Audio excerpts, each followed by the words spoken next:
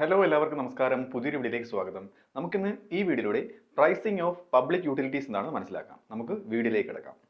Pricing of public utilities നമുക്ക് ആദ്യം എന്താണെന്ന് മനസ്സിലാക്കാം. Pricing of public utilities refers to the method of determining the charges. അതായത് വില തീരുമാനിക്കുന്ന ആ ഒരു മെത്തേഡാണ് പ്രൈസിംഗ് ഓഫ് പബ്ലിക് യൂട്ടിലിറ്റീസ് എന്ന് പറയുന്നത്. ഏതിന്റെ?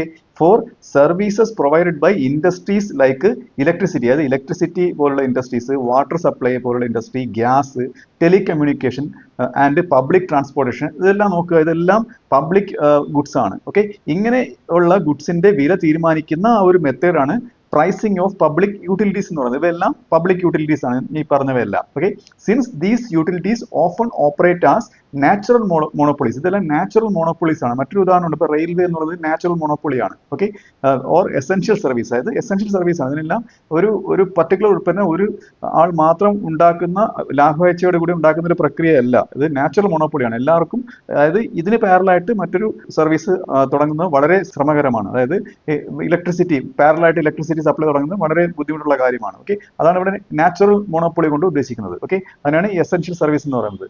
അപ്പം their pricing is designed to balance efficiency. അപ്പൊ ഇവയുടെ പ്രൈസിങ് കറക്റ്റ് ആയിട്ട് പ്രൈസ് ചെയ്ത വില അധികം കൂട്ടാതെയും തീരെ കുറയാതെയും മെയിൻറ്റെയിൻ ചെയ്ത് നിർത്തി കഴിഞ്ഞാൽ അവിടെ എഫിഷ്യൻസി ഉണ്ടാകും, ഫെയർനെസ് ഉണ്ടാകും, സോഷ്യൽ വെൽഫെയർ, സാമൂഹ്യ ക്ഷേമം ഉണ്ടാകും, റാദർ ദാൻ ജസ്റ്റ് പ്രോഫിറ്റ് മാക്സിമൈസേഷന് ഉപരി ഇങ്ങനെയുള്ള പ്രയോജനങ്ങളെല്ലാം ഉണ്ടാകും. അതാണ് ഈ പ്രൈസിംഗ് ഓഫ് പബ്ലിക് യൂട്ടിലിറ്റീസ് കൊണ്ട് ഉദ്ദേശിക്കുന്നത്. ഇനി നമുക്ക് ഇതിന്റെ ഒബ്ജക്റ്റീവ്സ് നോക്കാം. Key objectives of public utility pricing. ഇതിന്റെ ലക്ഷ്യങ്ങൾ എന്തൊക്കെയാണ്? ഒന്നാമത് കോസ്റ്റ് റിക്കവറി ആണ്. ആ കോസ്റ്റ് റിക്കവറി എടുക്കണം. അതായത് എൻഷുർ ദ യൂട്ടിലിറ്റി പ്രൊവൈഡർ, അതായത് ആരാണോ ഇലക്ട്രിസിറ്റി ആണെങ്കിൽ ഇലക്ട്രിസിറ്റി ആരാണോ അത് പ്രൊവൈഡ് ചെയ്യുന്നത് അദ്ദേഹം എന്ത് ചെയ്യണം, അല്ലെങ്കിൽ ആ സ്ഥാപനം എന്ത് ചെയ്യണം? Recovers the cost of production. Cost of production recover ചെയ്തിരിക്കണം. ഓക്കെ, അത് മാത്രമല്ല മെയിൻ്റെനൻസ് ആൻഡ് ക്യാപിറ്റൽ ഇൻവെസ്റ്റ്മെന്റ് ഇതെല്ലാം റിക്കവർ ചെയ്യുന്ന രീതിയിലായിരിക്കണം പ്രൈസ് ഈടാക്കുന്നത്. ഓക്കെ, അടുത്തത് ഫെയർ പ്രൈസിംഗ് ആയിരിക്കണം, അധികം കൂടാനും പാടില്ല. Protect consumers from monopolistic pricing. Monopolistic പ്രൈസിംഗിൽ നിന്ന് കൺസ്യൂമേഴ്സിനെ സംരക്ഷിക്കണം. വൈൽ എൻഷുറിംഗ് അഫോർഡബിലിറ്റി, അവർക്ക് അഫോർഡ് ചെയ്യാൻ പറ്റുന്ന പ്രൈസ് ആയിരിക്കണം ചാർജ് ചെയ്യേണ്ടത്. പെർട്ടിക്കുലർലി ഫോർ എസെൻഷ്യൽ സർവീസസിന് പ്രത്യേകിച്ചും താങ്ങാൻ പറ്റുന്ന വിലയായിരിക്കണം ഈടാക്കേണ്ടത്. അടുത്ത എഫിഷ്യൻസി ഉണ്ടായിരിക്കണം, മൂന്നാമത്തത്. അതായത് encourage efficient resource allocation and consumption. അതായത് എഫിഷ്യന്റ് ആയിട്ടുള്ള റിസോഴ്സ് അലോക്കേഷനും കൺസംഷനും ഉണ്ടായിരിക്കണം. അതായത് കുറ്റമറ്റ നല്ല രീതിയിലുള്ള റിസോഴ്സ് അലോക്കേഷനും കൺസംഷനും ഉണ്ടായിരിക്കണം. അടുത്ത ലക്ഷ്യം എന്ന് പറയുന്നത് ഇക്വിറ്റി ആണ്. എല്ലാവർക്കും ഒരുപോലെ ഈ എസെൻഷ്യൽ ഗുഡ് കിട്ടണം എന്നുള്ളത്. Provide access to essential services for all income groups, എല്ലാ ഇൻകം ഗ്രൂപ്പിനും. Often through subsidies or differentiated pricing. ഇത് മിക്കപ്പോഴും ഇങ്ങനെ കൊടുക്കുന്നത് എങ്ങനെയാണ്? സബ്സിഡി കൊടുത്തിട്ടോ, അല്ലെങ്കിൽ പാവപ്പെട്ടവർക്ക് സബ്സിഡി കൊടുത്തിട്ടോ, അല്ലെങ്കിൽ ഡിഫറൻഷിയേറ്റഡ് പ്രൈസിങ്ങിലോ, അല്ലെങ്കിൽ അതായത് പാവപ്പെട്ട ആൾക്കാർക്ക് പിന്നെ വില കുറച്ച് കൊടുക്കുന്ന രീതിയിലോ അങ്ങനെ ആയിരിക്കും ഈ ഇക്വിറ്റി ഉറപ്പുവരുന്നത്. അടുത്തത് എൻവയോൺമെന്റൽ സസ്റ്റൈനബിലിറ്റി ആണ്. അതായത് സസ്റ്റൈനബിൾ ആയിട്ട് റിസോഴ്സ് യൂസ് ചെയ്യണം എന്നുള്ളത്. അപ്പം വില കുറച്ച് കൊടുക്കുന്നതുകൊണ്ട് ആൾക്കാർ അധികം അത് കൺസ്യൂം ചെയ്ത് കഴിഞ്ഞാൽ അവിടെ ഒരു സസ്റ്റൈനബിലിറ്റി അവിടെ കൊണ്ടുവരണം. ഓക്കെ, അത് ആ വെള്ളം വേസ്റ്റായി പോവുകയാണ്. ഇപ്പൊ അതാണ് പറയുന്നത്, in some cases pricing policies are structured to encourage conservation. അത് കൺസർവ് ചെയ്യുന്ന, അതായത് സുരക്ഷിതമായിട്ട് വെക്കുന്ന, പാഴാക്കി കളയാത്ത രീതിയിലുള്ള കാര്യങ്ങൾ എൻകറേജ് ചെയ്യുന്ന രീതിയിലായിരിക്കും ഈ ഗുഡ്സ് കൊടുക്കുന്നത്. ഉദാഹരണത്തിന് higher rates for excessive water usage, അതാണ് മികച്ച ഉദാഹരണം. അതായത് വെള്ളം ഉപയോഗിക്കുന്നതിന് ഒരു ലിമിറ്റ് വയ്ക്കും, അതിന് മേൽ ഉപയോഗിച്ച് കഴിഞ്ഞാൽ റേറ്റ് കൂട്ടുന്ന ഒരു സമ്പ്രദായം. ഓക്കെ, അപ്പൊ ഇതൊക്കെ ഇതിന്റെ ലക്ഷ്യങ്ങളാണ്.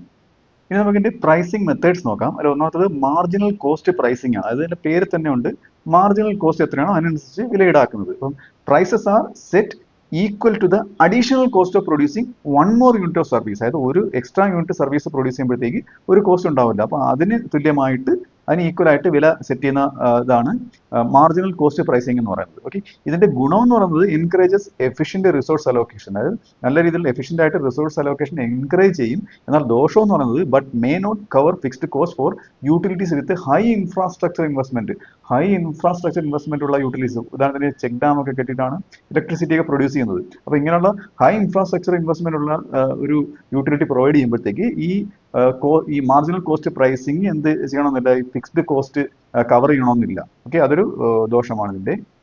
അടുത്തെന്ന് പറയുന്നത് ആവറേജ് കോസ്റ്റ് പ്രൈസിംഗ് ആണ്. ഇതിൽ വരുന്നത് prices are set to cover the total cost divided by the total output. അതായത് ടോട്ടൽ കോസ്റ്റിനെ ടോട്ടൽ ഔട്ട്പുട്ട് കൊണ്ട് ഡിവൈഡ് ചെയ്യുമ്പോഴാണ് ആവറേജ് കോസ്റ്റ് കിട്ടുന്നത്. ഓക്കെ, അത് ടോട്ടൽ കോസ്റ്റിൽ എന്തൊക്കെ വരും, including both fixed and variable cost. Fixed കോസ്റ്റും വേരിയബിൾ കോസ്റ്റും കൂടെ കൂട്ടുമ്പോൾ ടോട്ടൽ കോസ്റ്റ് കിട്ടുന്നത്. അപ്പം ഇങ്ങനെ പ്രൈസിങ് നടത്തുന്ന പ്രൈസ് സെറ്റ് ചെയ്യുന്ന രീതിയാണ് ആവറേജ് കോസ്റ്റ് പ്രൈസിങ്. ഇതിനുള്ള ഗുണം എന്ന് പറയുന്നത് എൻഷുവേഴ്സ് കോസ്റ്റ് റിക്കവറി. അതായത് കോസ്റ്റ് റിക്കവറി എടുക്കാൻ പറ്റും, സെറ്റപ്പ് ചെയ്ത കോസ്റ്റ് ഒക്കെ റിക്കവറി എടുക്കാൻ പറ്റും. But may not promote efficient consumption. അതായത് എഫിഷ്യന്റ് ആയിട്ടുള്ള അതായത് കുറ്റമറ്റ നല്ല രീതിയിലുള്ള ഒരു കൺസംഷൻ പ്രൊമോട്ട് ചെയ്യണമെന്നില്ല.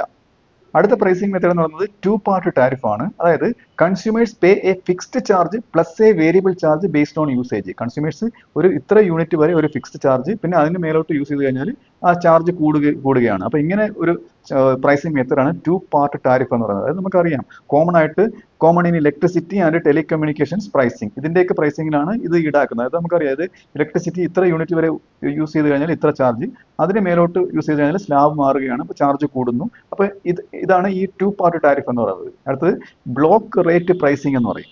അതായത് പ്രൈസ് ഇൻക്രീസസ് ഓർ ഡിക്രീസസ്, അതായത് പ്രൈസ് കൂടുകയോ കുറയുകയോ ചെയ്യുന്നു as usage moves beyond specific blocks or threshold. അതായത് ഇത്ര യൂസേജ് ഒന്നുണ്ട്, അതിന് മുകളിലോട്ട് പോകുമ്പോഴത്തേക്ക് അതിൻ്റെ ഒരു വില കൂടുകയോ കുറയുകയോ ചെയ്യുന്ന ഒരു മെത്തേഡാണ് ബ്ലോക്ക് റേറ്റ് പ്രൈസിംഗ് എന്ന് പറയുന്നത്. അപ്പം ഇതും യൂസ് ചെയ്യുന്നത് എന്തിനു വേണ്ടിയാണ്? Use to promote conservation. അതായത് കൺസർവേഷൻ പ്രൊമോട്ട് ചെയ്യുന്നുണ്ട്, സുരക്ഷിതമായിട്ട് പാഴായി കളയാതെ ആ ഒരു പബ്ലിക് ഗുഡ് ഉപയോഗിക്കുന്നതിന് വേണ്ടിയിട്ട്. എക്സാമ്പിൾ വാട്ടർ, ഇലക്ട്രിസിറ്റി, ഇതിനൊക്കെയാണ് ഈ ബ്ലോക്ക് റേറ്റ് പ്രൈസിംഗ് വരുന്നത്. അടുത്തത് പീക്ക് ലോഡ് പ്രൈസിംഗ് ആണ്. പീക്ക് ലോഡ് പ്രൈസിംഗ് എന്ന് പറയുന്നത് higher prices during peak demand period. അതായത് പീക്ക് ഡിമാൻഡ് പീരീഡിൽ വില കൂടുതൽ ഈടാക്കും. ഇതിന് വേണ്ടിയിട്ടാണ് ടു മാനേജ് കൺജഷൻ. ആ കൺജഷൻ ഒഴിവാക്കുന്നതിന് വേണ്ടിയിട്ട്. അതായത് ഇങ്ങനെ വരുമ്പോഴത്തേക്ക് കൂടുതൽ ആ പബ്ലിക് ഗുഡ് പ്രൊവൈഡ് ചെയ്യേണ്ടി വരും. ആ ഒരു പിരിമുറുക്കൽ അല്ലെങ്കിൽ ആ ഒരു സ്ട്രെയിൻ ഒക്കെ ഒഴിവാക്കുന്നതിന് വേണ്ടിയിട്ടാണ്, ഇവിടെയുള്ള ആ ഇൻഫ്രാസ്ട്രക്ചറിലുള്ള ആ സ്ട്രെയിൻ ഒഴിവാക്കുന്നതിന് വേണ്ടിയിട്ടാണ് ഇങ്ങനെ വില കൂട്ടുന്നത് പീക്ക് ടൈമിൽ. ഉദാഹരണം, example, higher rates for electricity during peak hours. Peak hours, അതായത് പീക്ക് അവേഴ്സ് എന്ന് വെച്ചാൽ ഏറ്റവും കൂടുതൽ ഇലക്ട്രിസിറ്റി കൺസംഷൻ വരുന്നത് നമുക്കറിയാം ഒരു ഏകദേശം ഒരു 6-7 മണി തൊട്ട് ഒരു 10 മണി വരെ. അപ്പോൾ ഈ സമയത്ത് ഇലക്ട്രിസിറ്റി കൺസ്യൂം ചെയ്യുന്നതിന് ചാർജ് കൂടുതൽ ഈടാക്കുന്നുണ്ട്. അപ്പം ഇങ്ങനെ ഒരു പ്രൈസിംഗ് മെത്തേഡ് വെച്ചാൽ അതിനെയാണ് പീക്ക് ലോഡ് പ്രൈസിംഗ് എന്ന് പറയുന്നത്. ഓക്കെ, അടുത്തത് ആറാമത്തത് സബ്സിഡൈസ്ഡ് പ്രൈസിംഗ് ആണ്. പേര് തന്നെ ഉണ്ട്, സബ്സിഡി കൊടുക്കുന്നത്. അതായത് കൂടുതൽ ആൾക്കാരിൽ എത്തിക്കുന്നതിന് വേണ്ടിയിട്ട്. Prices are kept low for essential services. Essential സർവീസിന് വേണ്ടി വില കുറയ്ക്കുന്ന ഒരു മെത്തേഡ്.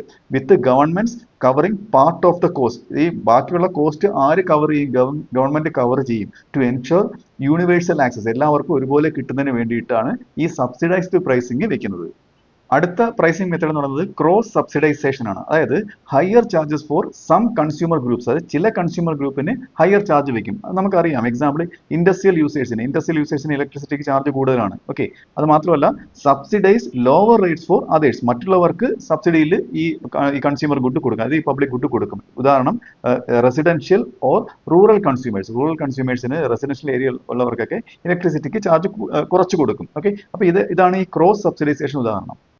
ഇനി നമുക്ക് ഇതിൽ വരുന്ന വെല്ലുവിളികൾ നോക്കാം. അതായത് challenges in public utility pricing. അതായത് ഒരു പബ്ലിക് യൂട്ടിലിറ്റി ഗുഡ് കൊടുക്കുമ്പോഴത്തേക്ക് അതിന് പ്രൈസ് ഈടാക്കണമല്ലോ. അപ്പോൾ അതിൽ ചില വെല്ലുവിളികൾ നേരിടും, ചില ചലഞ്ചസ് ഉണ്ട്. അതിൽ ഒന്നാമത്തത് ബാലൻസിങ് എഫിഷ്യൻസി ആൻഡ് ഇക്വിറ്റി. അതായത് എഫിഷ്യൻസിയും ഇക്വിറ്റിയും തമ്മിൽ ബാലൻസ് ചെയ്ത് പോകണം. അതായത് ensuring affordability without compromising service quality. അതായത് അഫോർഡബിൾ ആയിട്ട് ആൾക്കാർക്ക് എന്ത് കൊടുക്കണം, ഈ പബ്ലിക് യൂട്ടിലിറ്റി ഗുഡ് കൊടുക്കുകയും വേണം.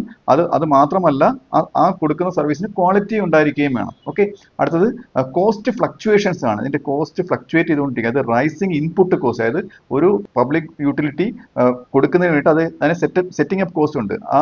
അതിന് കൊടുക്കേണ്ട ഇൻപുട്ടുകളുണ്ട്, അതിന്റെ കോസ്റ്റുകൾ വേരി ചെയ്യും, അത് കൂടും. അത് rising input cost can make fixed pricing models unsustainable. അതായത് ഫിക്സ്ഡ് പ്രൈസിംഗ് മോഡൽസിനെ അത് സസ്റ്റൈനബിൾ അല്ലാതെ നിലനിർത്താൻ കാരണമാകുന്ന ഒന്നാണ് ഇതെന്ന് പറയുന്നത്. ഓക്കെ, അപ്പൊ അതൊരു വെല്ലുവിളിയാണ്. അടുത്തത് എൻവയോൺമെന്റൽ കൺസേൺ. അതായത് പാരിസ്ഥിതികമായിട്ടുള്ള ആ ഒരു പരിഗണനകൾ. അതായത് need for pricing mechanism that promote conservation. അപ്പൊ ഇവിടെ വരുന്നത് need for pricing mechanism that promote കൺസർവേഷന് വേണ്ടിയിട്ടുള്ള ചില പ്രൈസിംഗ് മെക്കാനിസം കൊടുക്കേണ്ടി വരും. ഓക്കെ, അതായത് ഏത് ഗുഡാണോ, ഏത് പബ്ലിക് യൂട്ടിലിറ്റി ആണോ കൺസർവ് ചെയ്യേണ്ടത്, അപ്പൊ അവിടെ ഏത് പ്രൈസ് സെറ്റ് ചെയ്യണം. അപ്പൊ ഇതിലൊക്കെ ഒരു വെല്ലുവിളി നേരിടുന്നുണ്ട്. അടുത്തത് പൊളിറ്റിക്കൽ ഇന്റർഫറൻസ് ആണ്. അതായത് രാഷ്ട്രീയമായിട്ടുള്ള ഇടപെടൽ. അതായത് governments may pressure utilities to keep prices artificially low. അതായത് ഈ ചില യൂട്ടിലിറ്റീസിന് ഉദാഹരണത്തിന് ഇലക്ട്രിസിറ്റി ചാർജ് കുറച്ചു കൊടുക്കും, അതായത് വാട്ടർ ബില്ല് കുറച്ചു കൊടുക്കും. എന്തിനു വേണ്ടിയിട്ടാണ്? ഫോർ പൊളിറ്റിക്കൽ റീസൺസ്, രാഷ്ട്രീയപരമായ കാരണങ്ങൾ കൊണ്ട്. അതായത് അടുത്ത ഇലക്ഷന് മുമ്പൊക്കെ ആയിരിക്കും ഈ പൊളിറ്റിക്കൽ പാർട്ടീസ് ഇങ്ങനെ ചെയ്യുന്നത്. അപ്പൊ ഇത് ലീഡിങ് ടു ഫൈനാൻഷ്യൽ ലോസസ്. അപ്പൊ ഇതൊരു ഫൈനാൻഷ്യൽ ലോസിലേക്ക് നയിക്കുന്നുണ്ട്. അപ്പൊ ഇതൊക്കെ നേരിടുന്ന പബ്ലിക് യൂട്ടിലിറ്റി പ്രൈസിംഗ് നേരിടുന്ന വെല്ലുവിളികളാണ്.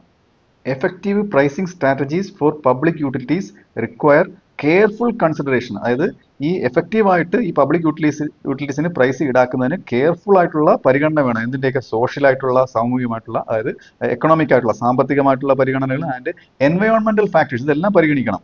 To serve both providers and consumers. അതായത് അത് കൊടുക്കുന്ന ആൾക്കാർക്ക് അത് എന്താണ്, നഷ്ടത്തിൽ പോകാനും പാടില്ല, ആൻഡ് കൺസ്യൂമേഴ്സിന് അത് നല്ല രീതിയിൽ ഉപകാരപ്പെടുകയും വേണം. Efficiently and equitably. അതായത് എഫിഷ്യൻ്റ് ആയിട്ടും ഇക്വിറ്റബിൾ ആയിട്ടും അത് പ്രൊവൈഡ് ചെയ്യുന്നതിന് ഞാൻ മേൽപ്പറഞ്ഞ കാര്യങ്ങളെല്ലാം പരിഗണിക്കേണ്ടതുണ്ട്. അപ്പോൾ ഈ വീഡിയോ നിങ്ങൾക്ക് മനസ്സിലായെന്ന് വിശ്വസിക്കുന്നു. അടുത്ത വീഡിയോയുടെ മറ്റൊരു വിഷയമായി വീണ്ടും കാണാം.